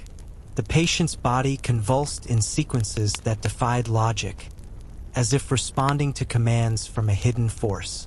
Medics tried to intervene, but each attempt seemed to exacerbate the reaction, creating a feedback loop of chaos. It was the first time I truly feared that someone could be seriously harmed, and I realized that the hidden currents we had studied were now fully active, powerful, and dangerous. Simultaneously, the mysterious letters continued to arrive. One note, more urgent than any before, read, "Do not intervene without precision. One misstep and others will be affected. Watch the patterns, follow the unseen." The language suggested awareness of the growing threat, yet it provided only guidance, not solutions. I felt as if I were navigating a minefield. Every action necessary for survival was balanced against the risk of triggering further chaos. The hospital was no longer merely a laboratory or a sanctuary. It had become a battleground of unseen forces, human fallibility, and experimental consequences. Staff dynamics shifted rapidly under this pressure. Some medics, experienced and confident, attempted to rely on instinct and training, only to find that conventional methods failed. Others adhered strictly to the cryptic guidance of the letters, their movements and decisions strangely synchronized with outcomes. Friction arose between these groups, each believing in a different path to safety. Arguments flared, sometimes in whispers, sometimes heated enough to be audible across wards. The hospital, which had long been a place of coordinated effort, now functioned like a living organism in pain, every decision rippling unpredictably across its hidden currents. Even patients who were previously stable became unpredictable. Some experienced sudden neurological events, others engaged in strange behaviors reminiscent of patterns documented in the hidden archives. I observed one soldier standing in the hallway, gesturing toward empty corners, muttering words in a language I could not identify. Staff intervened cautiously, trying to minimize distress, but the episode lasted hours. Later, documents from the archives suggested this could be a side effect of prior experimental treatments. Yet the immediacy and severity of the reaction indicated forces beyond conventional medical understanding. Environmental anomalies accompanied these threats. Electrical systems behaved erratically. Lights dimmed and brightened without warning, monitors displayed impossible readings, and alarms sounded without cause. Shadows moved with a fluidity that suggested consciousness. The hospital's very architecture seemed to respond to events within it, bending perception, distorting space, and creating an atmosphere of constant tension. I realized that the building itself was an active participant in the unfolding crises, influencing both human behavior and experimental outcomes in ways that defied explanation. As the nights progressed, I noted a disturbing pattern. The more dangerous the patient reactions became, the more precise the letter's guidance grew. One note instructed me to monitor a specific patient in isolation, observing interactions that would otherwise have seemed innocuous. Following these instructions, I was able to anticipate a violent episode, intervening in a subtle, controlled way that prevented harm. It was a fragile success, but it reinforced the idea that the hospital's hidden systems were interconnected, and that any miscalculation could have cascading consequences. By the end of the week, the stakes were clear. The hospital had transformed into a nexus of danger, secrecy, and observation. Staff operated under stress, guided partly by training, partly by the cryptic letters, and partly by instinct honed through months of hidden knowledge. Patients were living experiments in an environment where the unseen shaped outcomes as much as conventional medicine. And I, having become an essential observer and intermediary, understood that every decision, every step, and every interaction could mean the difference between survival and catastrophe. As I prepared for another night of observation, a sense of foreboding filled the air. The hospital had revealed its first truly lethal potentials, and I knew that the coming days would test not only medical skill but human endurance, moral judgment, and the capacity to navigate forces that were at once scientific, mystical, and dangerously unpredictable. Every shadow, every whisper, every pulse of energy carried meaning, and ignoring even the smallest sign could have consequences far beyond comprehension. By now, the hospital's rhythm had become a symphony of visible and invisible forces, each patient, each staff member, and each shadow moving in response to currents I could barely comprehend. One night, I observed something that made the hair on the back of my neck stand up. Several patients, previously unremarkable in behavior, began acting in coordinated ways. One would gesture toward an empty corner, another would respond with a subtle nod, and a third would move toward a window or doorway as if following a carefully choreographed sequence. At first, I assumed it was coincidence, but the timing, repetition, and precision were undeniable. The patterns were deliberate, almost intelligent, and clearly guided by a force beyond ordinary comprehension. The letters provided no direct explanation, only guidance. Observe the chain. Every movement matters. Do not interfere unless instructed. I realized that the hospital's hidden systems, experiments, the building's latent energies, and the unseen guidance were converging in ways I had not anticipated. Patients were no longer merely subjects. They were active participants in a network of influence that extended beyond conscious understanding. Their behaviors, subtle and complex, formed a web of interaction that seemed to pulse with an unseen intelligence, revealing that the hospital's hidden life had dimensions far more intricate than I had imagined. This coordination manifested in other ways as well. Monitors would spike simultaneously, alarms would sound in sequence across wards, and even environmental conditions. The flicker of lights, the hum of ventilation, the subtle shifts in temperature appeared synchronized with patient activity. I documented these occurrences meticulously, charting correlations between notes, behaviors, and environmental anomalies. Slowly, a pattern began to emerge. The hospital was not a static environment but a dynamic system, with human participants, machinery, and hidden forces interacting in a complex feedback loop. Every action had a ripple effect, and the letters seemed to function as both guides and regulators within this system. Amidst this growing complexity, new clues about the letter's origin began to surface. A staff member, Dr. Langley, who had been quietly observing the unusual phenomena, confided in me during a rare moment of privacy. "I don't know who writes them," he whispered, eyes darting nervously, "but they understand this place better than anyone alive. They know the patients, the staff, even the building itself. Sometimes it feels like the hospital itself is speaking through them." His words sent a chill down my spine. Could it be one of us? A former staff member? Or something entirely different? Something that had existed in the hospital longer than any of us? The letters were more than instructions. They were a window into an intelligence that had mastered the hidden currents of the institution. The convergence of patient coordination and cryptic guidance soon led to tangible, unpredictable events.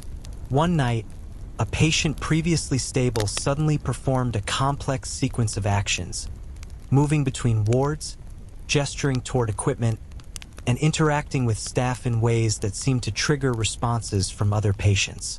It was as if he were an agent within a larger system, activating mechanisms I could not see. Staff members reacted instinctively, some following protocols, others improvising in response to subtle cues. I realized that our training, experience, and observation were now intertwined with forces beyond human comprehension, and the margin for error was vanishingly small. At the same time, the hidden currents revealed a psychological toll. Staff began exhibiting signs of exhaustion, hypervigilance, and paranoia. Some became obsessed with deciphering the letters, attempting to predict patient movements or anticipate environmental anomalies. Others withdrew, unwilling or unable to engage with the hospital's complex, unseen systems. The burden of observation was relentless, and the sense of being part of something larger, alive, and dangerously intelligent weighed heavily on all of us. I understood that the hospital was not just influencing patients. It was shaping everyone within its walls, subtly and persistently. In the midst of this tension, a particularly cryptic note arrived, one that hinted at the letter's source. "The observer is not alone. Knowledge flows through channels older than memory. Watch the patterns, learn their language, respect their limits." The phrasing was simultaneously compelling and terrifying. Someone or something was aware of our awareness, guiding our actions, and testing our ability to interpret subtle signals. The hospital was no longer simply a place of treatment or experimentation. It was a living, interactive environment, and we were both participants and observers in its ongoing, unpredictable drama. By the end of the week, I realized that understanding the hospital required more than technical skill. It demanded attunement to invisible currents, recognition of patterns that spanned patients, staff, and environment, and a willingness to engage with phenomena that defied conventional explanation. The letters, the coordinated behaviors, and the environmental anomalies all pointed toward a larger system, one that was intelligent, deliberate, and capable of influencing outcomes in ways that were at once fascinating and deeply unsettling. Every night, every observation, every subtle interaction carried significance. The hospital had revealed that its hidden life was far more intricate than I had imagined, and that the days ahead would challenge the limits of comprehension, endurance, and human resilience. The hospital's hidden currents had grown more insistent, shaping not only the present, but also whispering echoes of the past. I began to notice connections between the cryptic letters and old records, documents buried in the archives that I had previously only skimmed. Some of the notes referenced procedures, rooms, and patient cases that had occurred decades before my arrival, as if the unseen author, or the intelligence behind them, was aware of the hospital's entire history. I realized that the letters were not simply reactive. They were informed by knowledge that spanned generations, a memory woven into the very fabric of the institution. Late one night, I found myself examining a series of photographs stored in a locked cabinet, depicting patients and staff from decades prior. What struck me immediately was the uncanny similarity between certain faces in the old photographs and the current patients. Some bore identical features, while others displayed behavioral patterns that seemed eerily consistent with the present day. I wondered if the experiments had always been cyclical, designed to replicate, observe, and influence specific traits over time. The letters, I now suspected, were part of a system that had operated silently for decades, guiding interventions across generations in ways that blurred the line between observation and manipulation. The consequences of this hidden past began to manifest with alarming immediacy. One patient, who had previously been stable under standard protocols, suddenly exhibited violent convulsions, screaming in a language that resembled fragments I had seen in archived documents. Staff rushed to intervene, but the episode left several bruised, equipment damaged, and the patient exhausted yet strangely alert afterward. The incident was not isolated. Similar reactions occurred in other patients, coordinated in ways that suggested a force actively testing boundaries. The hospital's hidden currents were no longer subtle.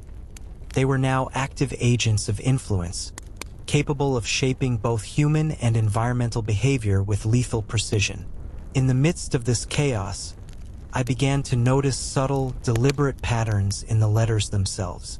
Margins contained small symbols, underlined phrases, and cryptic numeric sequences that hinted at timing, order, and coordination. Following these clues, I realized that certain events, patient movements, experimental procedures, even shifts in environmental conditions, were interconnected, forming a network of cause and effect that spanned days, sometimes weeks. Each anomaly, each reaction, each subtle environmental shift was part of a larger design, one that demanded both observation and precise interaction to maintain balance and avoid catastrophe. Staff tensions grew in proportion to the hospital's increasing instability. Arguments erupted over protocol, responsibility, and the interpretation of the letters. Some medics insisted on adherence to the unseen guidance, convinced that any deviation would provoke further chaos. Others relied on instinct, training, and conventional methods, leading to friction and conflict. The hidden system tested not only patient resilience but the moral and cognitive endurance of those who worked within its walls. Every action, every choice, every moment of hesitation carried consequences that could ripple across wards, affecting patients and staff alike. Environmental anomalies intensified alongside these human dramas. Lights flickered in precise sequences, shadows stretched and shifted independently of natural sources, and the hum of medical equipment fluctuated rhythmically as if responding to unseen currents. The hospital itself seemed alive, reacting to actions, predictions, and deviations. I began recording subtle cues: the time it took for lights to flicker after a patient moved, the rhythmic variations in machinery when certain procedures were conducted, and the moments when shadows seemed to coalesce near particular rooms. Each observation hinted at an intelligence operating through space, time, and human agency simultaneously. The first casualties occurred unexpectedly, further raising the stakes. 2 patients, involved in experiments intended to stabilize neurological reactions, experienced rapid systemic failure. Staff acted immediately, but interventions were limited by the unpredictable environmental factors and the coordination of other patients' behaviors. It was a stark reminder that the hospital's hidden systems were not benign. They were neutral in intent, powerful, and capable of causing irreversible harm. I began to understand that observation alone was insufficient. Comprehension, anticipation, and precise timing were now essential for survival. Amid these escalating dangers, the letters provided increasingly urgent guidance. One instructed me to prepare for a sequence of events. Align the watchers. Stabilize the flow. Do not let the cycle repeat unchecked. Following these instructions required navigating multiple wards, coordinating staff, and observing patient behavior in ways that blurred the line between medical intervention and participation in the hospital's unseen choreography. Every decision was critical, every moment a test of understanding the invisible currents that had governed the institution for decades. By the end of the week, it became undeniable that the hospital's hidden life was intimately tied to its history. The letters, patient behaviors, environmental anomalies, and staff interactions all revealed a complex system spanning generations. Knowledge, experimentation, and influence flowed through channels that defied conventional understanding. I realized that my role had evolved once again. I was not merely an observer, but an active participant in maintaining equilibrium, deciphering patterns, and mitigating risks that had grown lethal. The hospital's past and present had merged, and the consequences of ignoring its unseen forces were now vividly apparent. The hospital had become a living labyrinth, a network of subtle influences and overt consequences, and I found myself tracing connections I could no longer ignore.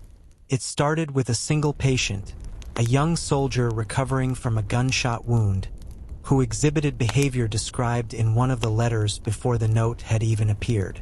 He moved with precision between rooms, paused in front of specific equipment, and gestured toward staff in ways that mirrored instructions I had not yet received.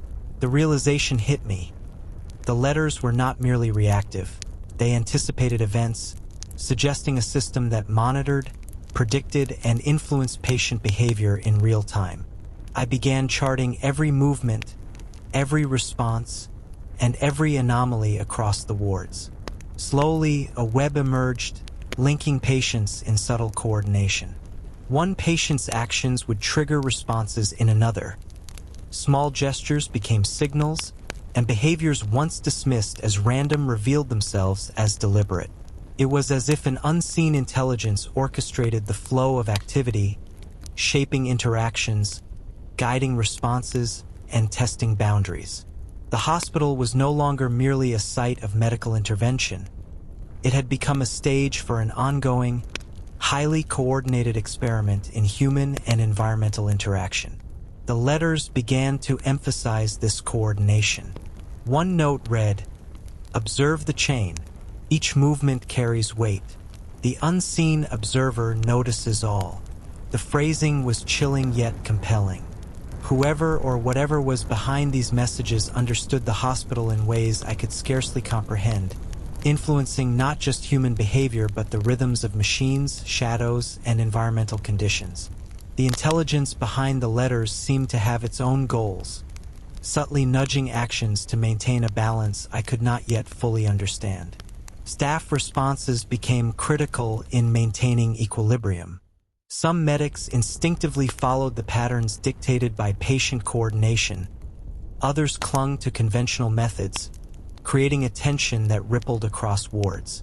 Every interaction, from adjusting medication to repositioning a patient, had to be weighed against both the observable behavior of the patient and the subtle instructions embedded in the letters. The hospital's hidden life was a constantly shifting equation, with each element, human, environmental, and intangible, affecting the outcome of every intervention. The first direct evidence of intelligence behind the coordination emerged one night. A patient, previously isolated and largely unresponsive, executed a sequence of actions that mirrored steps outlined in a letter I had not yet discovered. It was as if the instructions had been communicated through an invisible channel, bypassing conventional understanding entirely. Staff reacted instinctively, and the episode stabilized the ward, yet left everyone shaken. The implications were profound. The hospital's hidden system was not just guiding actions. It was actively predicting and orchestrating them, demonstrating a level of awareness that defied explanation. Environmental anomalies intensified alongside these behaviors. Lights flickered in precise intervals corresponding to patient movements. Monitors displayed patterns that mirrored gestures or steps, and subtle sounds, machines humming, doors clicking, occurred in sync with unseen sequences. Shadows elongated and shifted with intent, responding to actions as though the building itself were part of the intelligence orchestrating events. Each night, I documented these phenomena meticulously, attempting to decode patterns, identify correlations, and anticipate future actions. The hospital had become a dynamic system where prediction, observation, and interaction merged into a single complex organism. The pressure on staff escalated. Medics were required to navigate both conventional medical protocols and the unseen choreography, balancing immediate patient care with long-term system stability. Disagreements over interpretation, timing, and intervention became routine, yet survival depended on a delicate mixture of intuition, adherence to the letters, and observation of emergent patterns. Mistakes had consequences: injuries, disturbances, and occasionally fatalities, highlighting the lethal precision of the hidden intelligence. The hospital demanded constant vigilance, adaptability, and a willingness to engage with forces beyond comprehension. I began to notice subtle forms of communication emerging among patients themselves. Gestures, glances, and movements appeared synchronized across different wards, creating a network of interaction that was invisible to staff unless closely observed. It became clear that the letters were only one channel of influence. The system had extended into the behavior of those it observed, creating feedback loops that reinforced coordination and anticipation. Patients were no longer passive subjects. They were active participants in a system that spanned human cognition, environmental cues, and the hidden intelligence guiding the hospital. By the end of the week, the implications were unmistakable. The hospital's hidden life was a system of intelligence, capable of monitoring, predicting, and orchestrating events across multiple dimensions.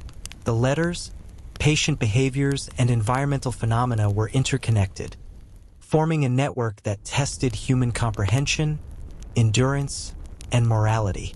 I understood that survival depended not merely on observation or intervention, but on attunement to the system's rhythms, anticipation of coordinated patterns, and careful negotiation of the invisible currents that now dominated every aspect of hospital life. The hospital's equilibrium, once tenuous, now teetered on the edge of chaos. I began to witness events that left no room for doubt. The hidden currents, patient coordination, and cryptic letters were capable of producing direct harm. One evening, a nurse, attempting to stabilize a patient in a violent episode, was struck unexpectedly by a convulsive outburst. The impact threw her into a cart of equipment, causing cuts and bruises, and she screamed in pain. Staff rushed to assist, but the incident was a harsh reminder that the hidden forces we had been observing were no longer abstract. They could manifest physically, unpredictably, and with real danger.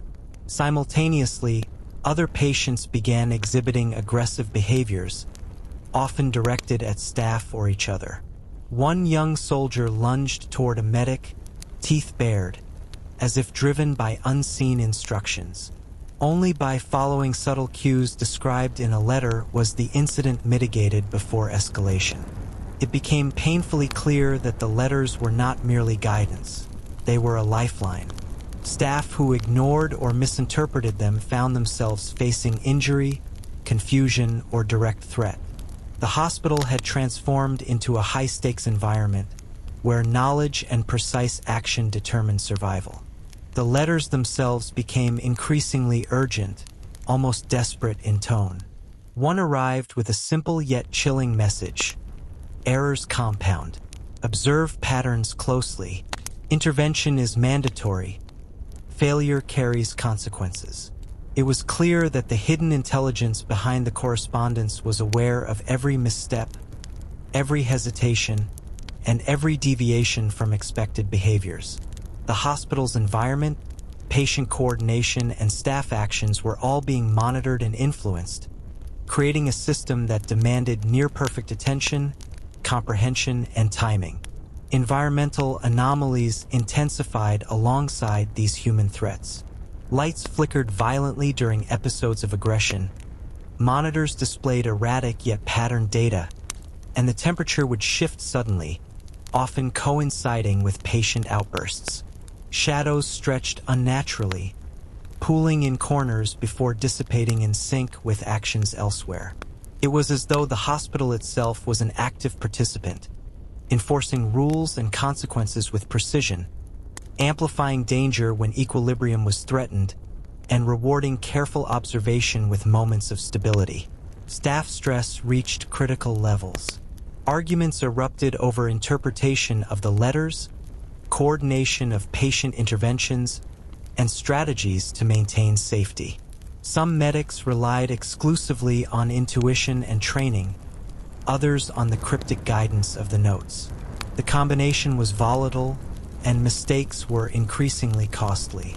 One error, misreading a patient's subtle gesture, led to a minor injury that, while not fatal, sent a shockwave of tension across the ward. Everyone understood the stakes. Misjudgment could provoke chaos, injury, or worse, creating a constant pressure that weighed heavily on both body and mind. Amidst this, I began noticing patterns in the letters that hinted at their source. References to historical procedures, the hospital's architecture, and patients from decades past suggested an intimate, perhaps institutional memory, rather than a single author.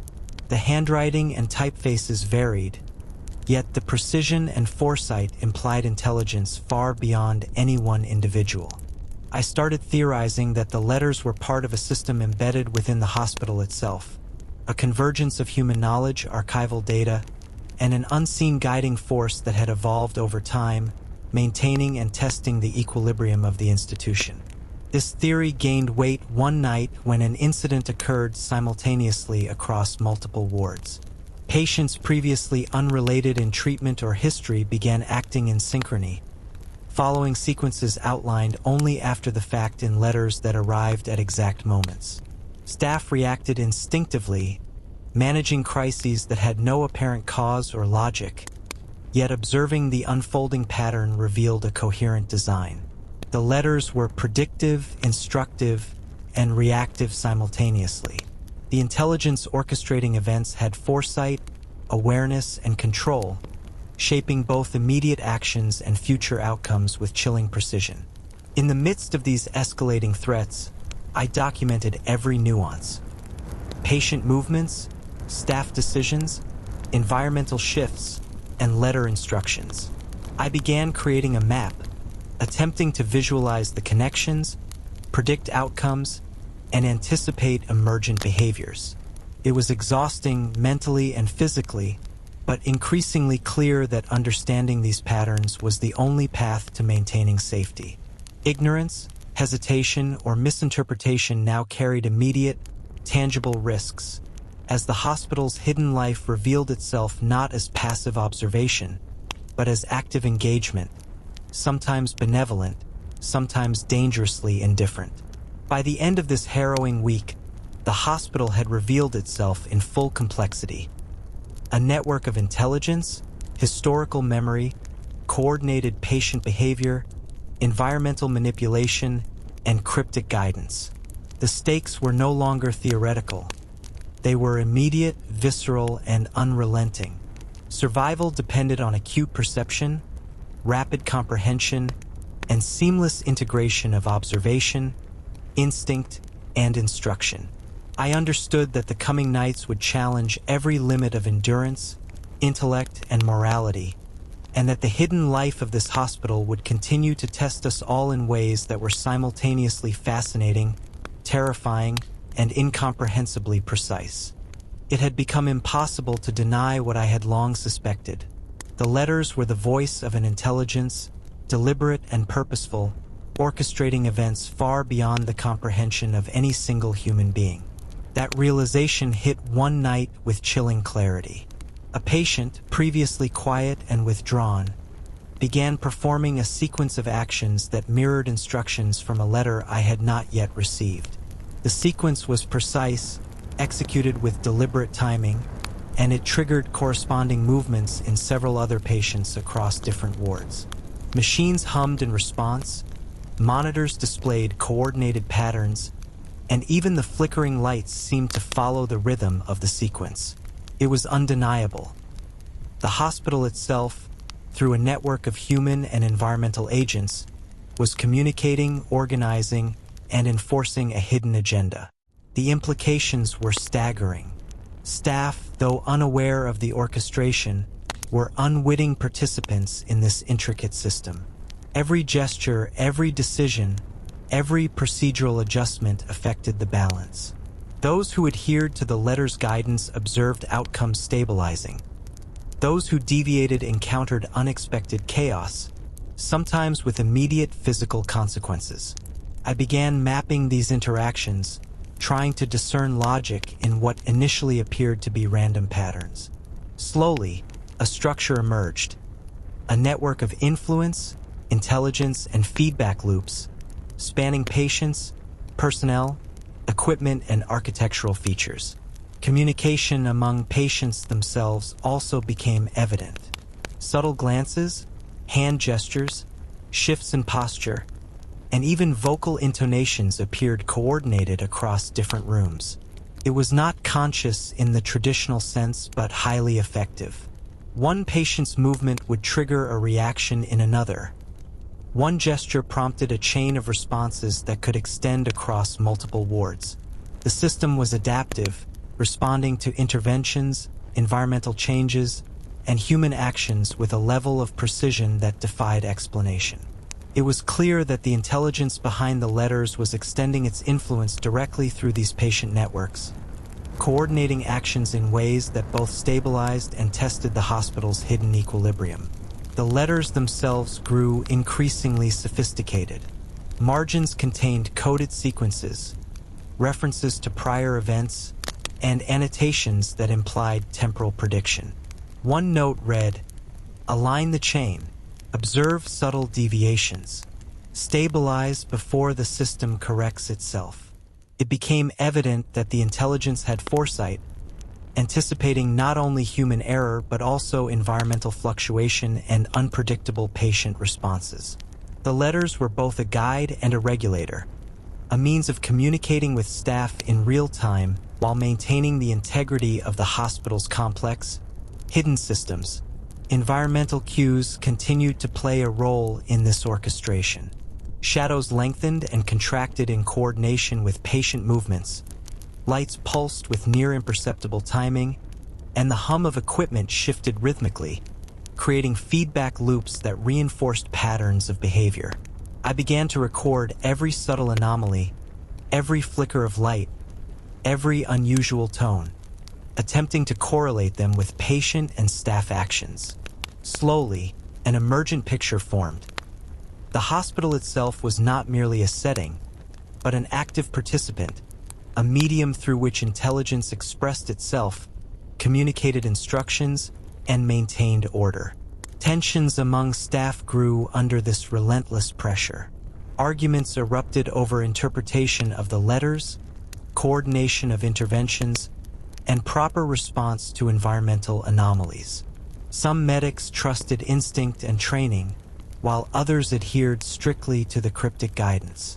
Disagreements sometimes resulted in minor injuries or equipment failures, demonstrating that deviations carried consequences. The intelligence behind the letters was aware of these conflicts and appeared to adapt, maintaining the hospital's balance while subtly testing human resilience and comprehension. By the end of the week, I observed a remarkable phenomenon. Patients who had previously shown minimal interaction began forming synchronized patterns that mirrored historical cases documented in the archives.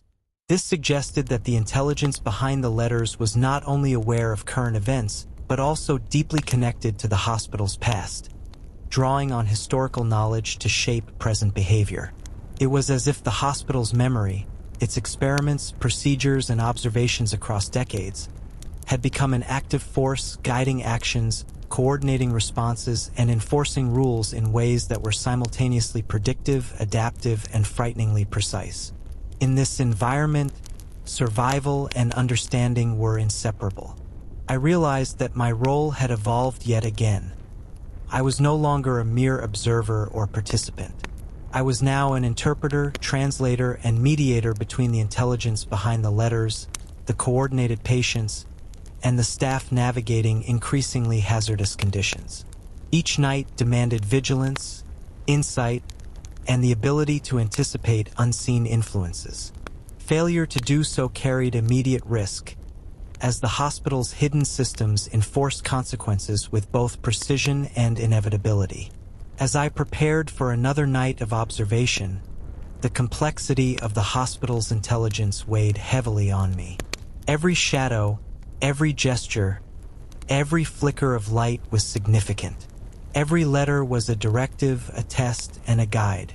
The hospital had revealed itself as a living, adaptive, and highly intelligent entity, and the coming nights promised challenges that would stretch comprehension, endurance, and morality to their limits.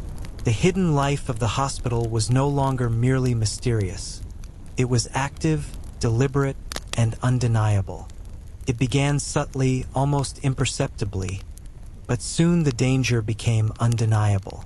One patient, whom staff had previously considered docile and manageable, began exhibiting behaviors that were far more coordinated and purposeful than anything I had observed before. His movements were deliberate, precise, and eerily synchronized with subtle environmental cues. Lights flickered as he passed corridors. Monitors reacted with uncanny timing, and other patients responded to his gestures with actions that seemed premeditated. It was clear that he had become a central node, a synchronizer, through which the hospital's hidden intelligence was exerting influence on both people and environment. The first direct threat occurred when he lunged unexpectedly toward a nurse attempting to reposition him. His movement was sudden, fluid, and perfectly timed with a simultaneous glitch in a medical device. The nurse was thrown off balance, suffering minor injuries, and staff scrambled to intervene. But what struck me was not the aggression itself. It was the timing, the precision, and the evident intention behind it. This patient was no longer merely a subject within the hospital. He had become an instrument of the system, executing actions that reflected a level of understanding and control far beyond human capability. Other patients began exhibiting corresponding behaviors. One would gesture toward a specific machine, another would mimic a sequence of steps, and a third would move into hallways as if following invisible signals. The hospital's environment responded in turn. Lights pulsed in exact intervals, machines hummed in synchrony, and shadows stretched along corridors with deliberate fluidity. It was as though the building itself had become a participant in a choreographed sequence of influence, a system in which patients, staff, and environment were interconnected nodes within a larger, intelligent network. Staff reactions were immediate but chaotic. Some followed instinct and training, attempting conventional interventions. Others attempted to adhere strictly to guidance from the letters, seeking to anticipate the synchronizer's actions. The tension was palpable. Missteps were costly, sometimes resulting in injury, equipment damage, or exacerbation of patient instability. The hospital had become a high-stakes environment, where success relied on observation, interpretation, and precise timing. Every action, hesitation, or misjudgment carried consequences that rippled through the interconnected system. The letters themselves began to evolve in complexity, responding to events in real time. One note arrived after the first incident with the synchronizer, stating, "Stabilize the flow, observe deviations. Do not disrupt the network unless necessary." It was a directive, a warning, and a guide all at once. The intelligence behind the letters was aware of the synchronizer's capabilities, of the patterns emerging among patients, and of staff interactions. It provided guidance that was simultaneously proactive and reactive, shaping actions and outcomes in a continuously adapting system. Environmental anomalies intensified alongside patient coordination. Lights flickered rhythmically, monitors displayed patterned fluctuations, and even the temperature shifted in response to specific movements. Shadows coalesced in corners before dispersing in precise timing with patient gestures, as if the hospital itself were a living instrument, orchestrating and amplifying events. I began documenting every flicker, every hum, and every movement, attempting to trace the hidden logic behind the synchronizer's influence. The complexity was overwhelming, yet patterns emerged slowly, revealing a network of interactions that spanned patients, staff, and environment. Staff stress reached unprecedented levels. Arguments over protocol, interpretation of letters, and methods for mitigating the synchronizer's influence erupted across wards. Some medics insisted on following instinct and standard procedures. Others relied exclusively on cryptic guidance. Errors were costly. Minor injuries became frequent, and the potential for serious harm escalated with each misstep. The hidden intelligence, through the synchronizer, was testing human resilience, adaptability, and comprehension, enforcing a delicate balance with both subtlety and force. I began to notice that the synchronizer's actions were not entirely reactive. They displayed foresight, anticipation, and strategic manipulation. The patient would initiate sequences that prompted specific responses from others, shaping events before letters could provide direct guidance. It was evidence of a system operating with layered intelligence, combining historical knowledge, real-time observation, and adaptive coordination.